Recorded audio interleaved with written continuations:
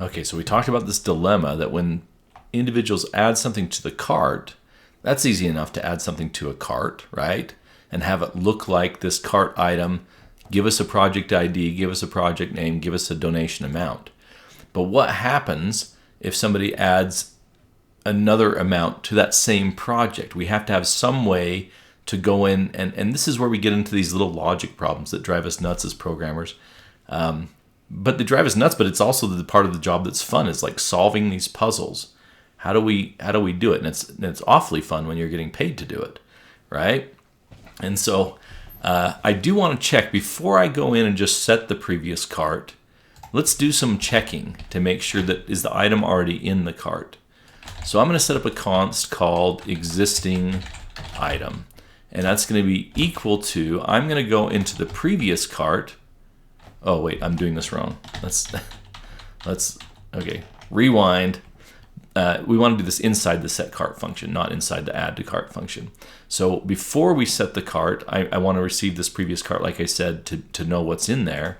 And so what I'm going to do is take this out for now, and we'll put it back in eventually, obviously. So set the cart, and then we can put a closing brace on that, or closing semicolon. And what I'm going to do in here is now set this const existing item to say, go into the previous cart that just was passed in and find, we can use, there's a function called find that will go look for something for us. Go find, and I'll just create whatever variable I want to call it here. I'll say C for the cart. And I got to be careful when I'm doing this. This is a name I'm giving this. That isn't anything that's required. It's not anything that's attached to anything that we have in the program so far. I'm just making up a name here. I could call it blah. And then in here, as I refer to stuff, I just say blah dot whatever. This is, again, as we loop through each item in the cart, which is what this find is going to do, we have to say what is the name of each thing as we come through. A lot of times I'll use X or something temp,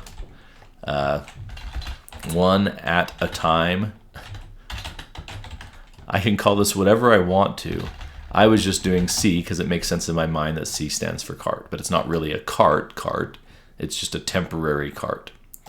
So in here I can say go in and look at the individual item for project ID and see if it is equal to the actual, and if we go look at the cart, go look and see if it's something that already is in the cart. So the item.project ID.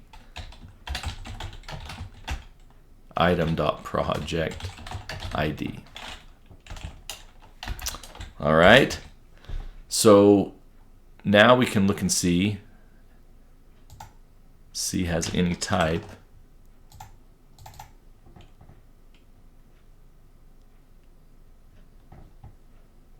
Yeah, it does.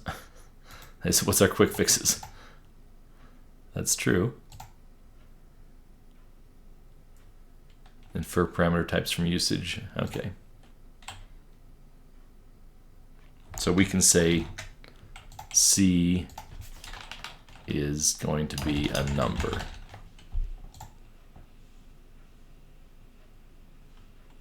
Project ID does not exist on type number. This was not in my notes. Why is it giving me this error suddenly? What have I done wrong?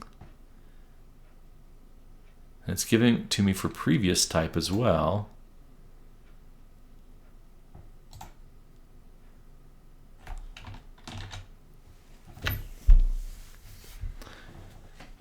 All right, another adventure. Yet another adventure. I must have done something differently.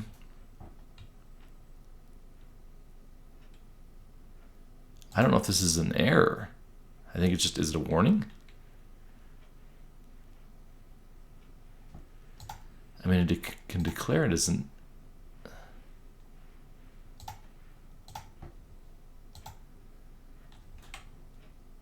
I'm just getting rid of my errors here. So we need to, obviously we need to import from React.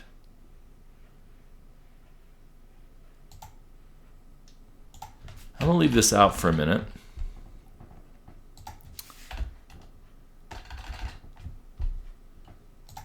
As we finish up this example, and then we'll come back to it. So const updated cart. So I'm going to create one for the, first of all, this is going to return a true or false. Does this item exist or not? Yes or no? Okay, so it's going to go in and find and say, does it exist in this array? Yes, it does, or no, it doesn't. So then the updated cart, I'm going to say, well, first of all, take the previous cart that we received, and we're going to map it. And again, I'll just use C here. And what I'm going to do with this is get a semicolon out there at the end. What I'm going to do is map this previous cart, and then I want to make decisions. So I'm going to look at each entry, C. I'm going to look at the project ID and see if it is equal to the items.project ID. So go look at what's come in as the user adds to the cart, and then go look and see if the previous cart holds this ID. And if it does, so this is again our shorthand for an if statement, I want to go in and spread C, and then I want to go to the donation amount. Did I call it donation amount? What did I call it? I did. The donation amount, and set it equal to whatever the donation is coming in from C plus item donation amount. All right, so we're going to update the amount that they're donating. We're not going to add a new item to the cart. We're just going to update how much it was. And you can picture this like in a typical store. What happens if you already have a product in your cart at Amazon and you click on to add another product? Does it put two of them in the cart? Now, some websites do, but I've shopped enough on Amazon to know that when I click on that second item, it doesn't go and add a new item to the cart. It updates the quantity to say you've ordered another one. Okay? So that's the updated cart. And then what I can do is, and this will, like I say, I know that I'm probably losing you on a lot of this stuff, and we'll come back and get you back, hopefully, when we go through and explain once it's all working. So then I can say, well, what I want to return is, let's go check to see if the existing item is true or false. If it's true, then I'll give them the updated cart saying the item already existed. We found that the item already existed. Let's go in and return the updated cart, which takes the previous cart and then goes and finds the same the item with the same project ID and then adds to that the amount. Otherwise, what I want to do is just take whatever was in the previous cart, and this is the thing we did at the very beginning that I deleted, right? And add the item. All right, so then I'm missing here a closing parenthesis for that. And what am I missing here?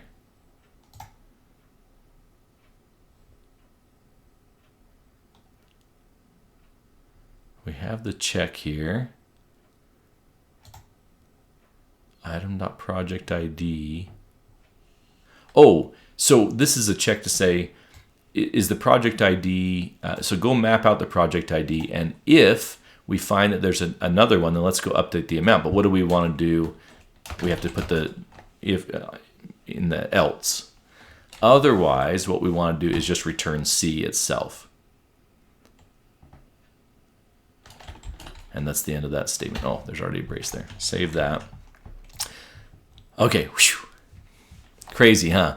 Now, I tried to decide whether to include this or not, but I want some of these complex problems. So again, our dilemma is, what if they already have that item in the cart?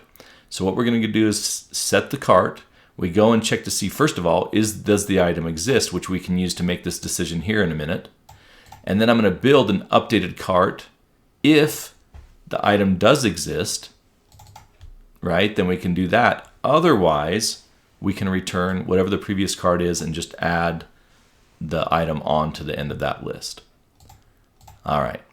We'll work through more of this in the next video. Spencer out.